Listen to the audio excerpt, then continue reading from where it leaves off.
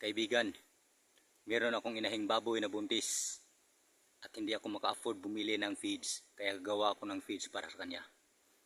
Ito ang mga ingredients natin, kaibigan. Ayan sila.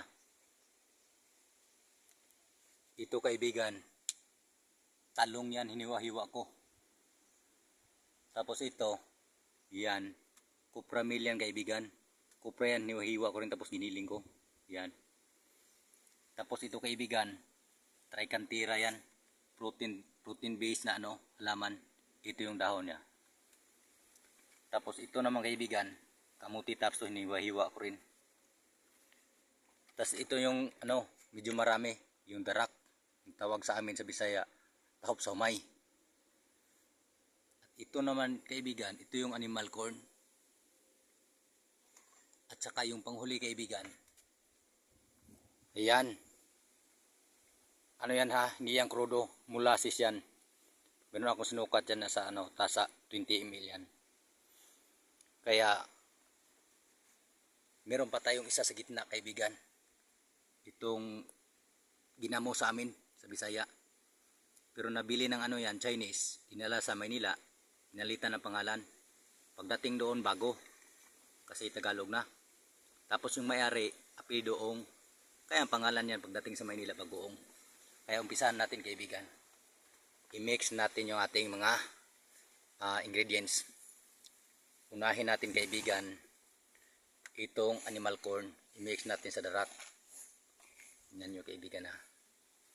I-mix natin yan sa darat. Iyan. I-mix natin yan, kaibigan.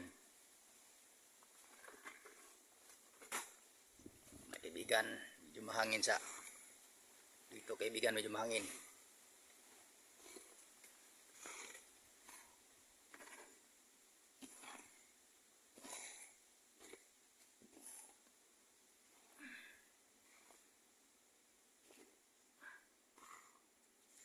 Sama natin yung kaibigan, yung talong. Yan.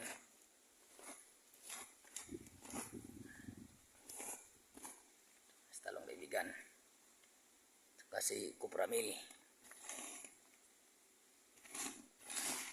Yan. Saka ito si tricantira. Saka si kamuti tops. Haluin lang natin ng maigi, kaibigan. Ngayon, ilagay natin yung bagoong, kaibigan. Okay. Simutin natin.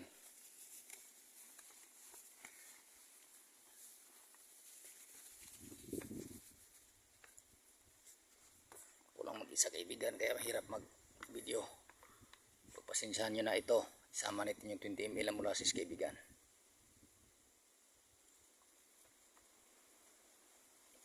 Ganong marami. Ubusin natin.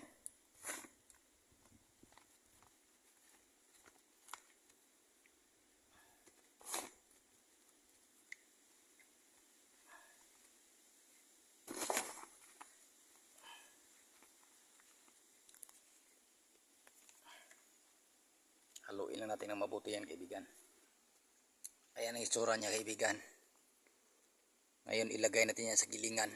Gilingin natin ulit, kaibigan.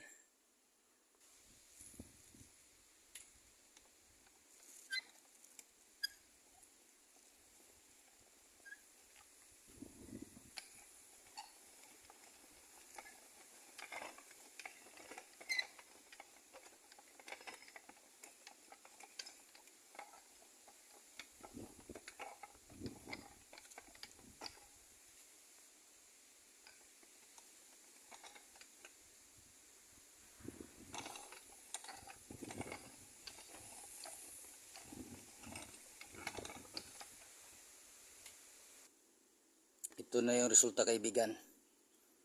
Itinigil ko lang kasi malakas yung hangin, maubos yung feeds natin. Kaya kung nagustuhan mo, kaibigan, yung video ko, sana naman paki-like naman, kaibigan, at Comment down below kaibigan. Maraming salamat sa panonood.